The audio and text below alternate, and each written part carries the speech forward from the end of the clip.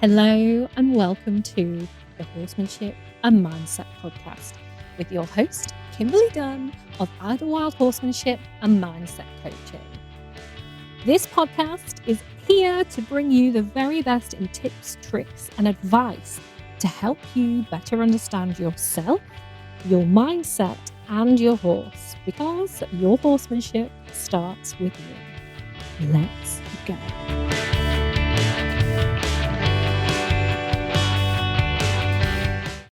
Hello, welcome to another episode of the Horsemanship and Mindset podcast. I'm delighted to have you here. I hope you've had a wonderful week. And if you're new around here, hello, welcome. Today, I'm going to be diving into the topic of crying and letting you know that it's okay to cry. And actually, I really encourage it. And I'm going to be looking at a little bit of the science behind crying and how actually it's really helpful. So I know that a lot of us carry shame around crying. And, we've all done it. We've all had those times where we've had a quote unquote bad ride or a bad lesson or session, a bad time with our horses, and we have cried. And we have felt embarrassed because maybe we've cried in front of someone, or we feel like because we've cried, that means we have failed, whether that's we failed our horses or we failed ourselves, like emotionally, because crying means that we are not strong. Crying means that we are not resilient. And that couldn't be further from the truth. I know that there is like a narrative around it's okay to cry, but how many of you actually believe that? How many of you actually will cry or might want to cry and then don't, or stop yourself because of the shame around it, or because you feel like you will be seen as weak? Because I used to be that person. I used to, if I got emotional about something or upset about something, I used to see it as a sign of weakness. And while it is important to build, emotional resilience and to expand our windows of tolerance and our nervous system to a point where we are able to kind of ride the waves a bit more and become less consumed by things, crying is really underrated as a way of actually processing emotion and regulating your nervous system. And I'll get into that in a second. But I also just want to touch on the fact that, I'm here and my job is to help people to enjoy their horses again through better understanding their horses and learning, effective ways of communicating and training their horses, whether that's through Western riding, whether it's through kind of natural horsemanship methods or liberty training, or, just understanding how your horse functions and their nervous system, and working with stresses and things. And then my job is to help each human that I work with to find their confidence and to, be better able to connect with positivity and with seeing the world in a more positive light and being, thankful for things and finding the learnings and the growth and all of that stuff.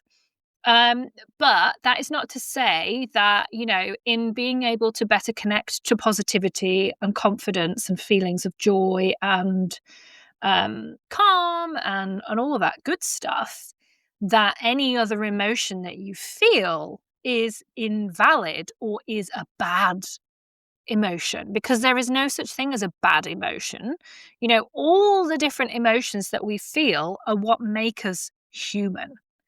They are what make us alive. They're what allow us to connect to the magic of being alive. And so no one emotion is bad or is to be avoided. It is part of us being a human being, of being a spirit on this earth. It's part of our innate experience. So, whether that is joy unhappiness, whether it is courage or whether it is, you know, uh, frustration or anger or fear or guilt or shame, or all of those things are there to be felt, and no one thing is better than the other. Obviously we would all like to connect to more joy and more calm, and that's why I'm here to help people do that. But you know um all those other feelings are valid, and all those other feelings should be felt. So if you do find yourself in a situation where those feelings come up, I encourage you to feel them. You don't need to stay in them. You don't need to be there forever or hang on to them forever. You are allowed to let go, but you absolutely should be feeling them, because that is what allows you to process them. It's in the going through things that you grow, that you are able to move. If you are just sitting there in front of it and not processing it, it's not going to go anywhere, and you will end up feeling it for longer. But if you're able to go through it, feel it, then you can get through it and to the other side. Okay? And that's why I'm here too, is to help people to move through things with a little more ease, and not to get stuck under the weight of them, because some of those feelings are heavy. And that kind of comes back around to the work that I do with people. And I see people cry all the time. And a lot of people that I work with will hold back tears, or um, will feel embarrassed or shameful when they do cry, if we've kind of tapped into something that's brought those things about. Um, and if and when that happens, I always encourage it, and it's a good thing. And I remember when I first did my hypnotherapy training, you know, we talked about, or we were taught about, adverse reactions and how to deal with adverse reactions. And I remember at first, like, hearing about it and being like, oh God, what am I going to do if someone cries? And actually now I embrace it, and for me, it's always a good sign when people do cry, because it's the processing of emotion. It's you actually finally facing that thing, or reconnecting with that thing that you need to work through. So I hope all of that made sense. And if you have worked with me before, you will know this. You will know that I sit there and I say, no, go on, let it out. Like, you're allowed to cry here.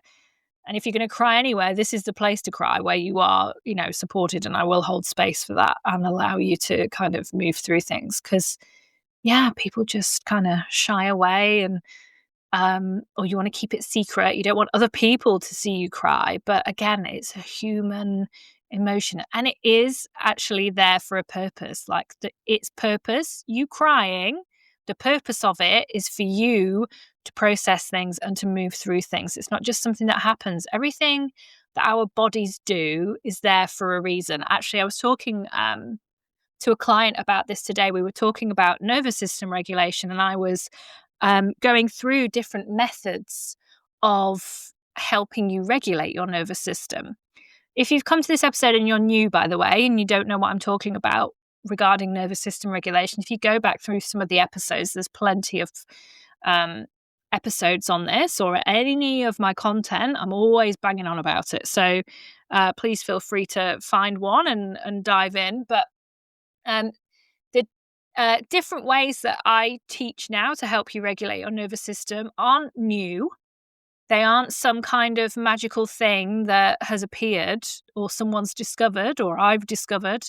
It's stuff that is already within us, that is actually built into our makeup and our primal programming, that's always been there. So things like rocking, when you see someone rocking in a corner, or humming, or like rocking a baby, or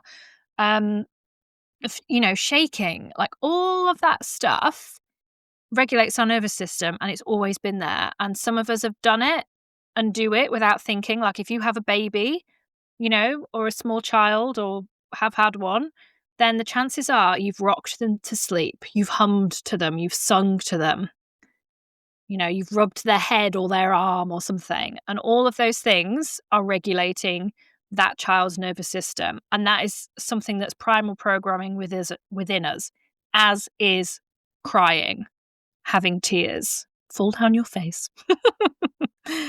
It's there for a reason. And so there is no shame in it. You are allowed to do it. Okay, so I'm going to get into a little bit of the science behind it, because I know if you're anything like me, then when you hear things from that perspective too, it kind of allows it to land and gives it another layer of understanding.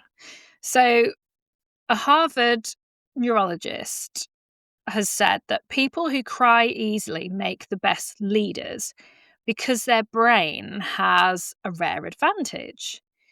And she once told her class something that stunned everyone, which is people who cry easily aren't emotionally weak. They have a faster connecting brain. And she showed scans comparing emotional responders, these non-responders. So people who, don't show any signs of emotion.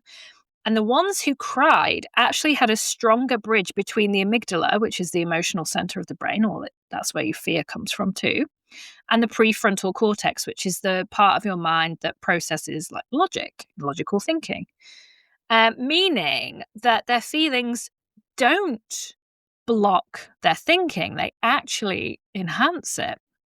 And she explained that when someone tears up, their nervous system is doing something extraordinary. It's processing emotional data in real time.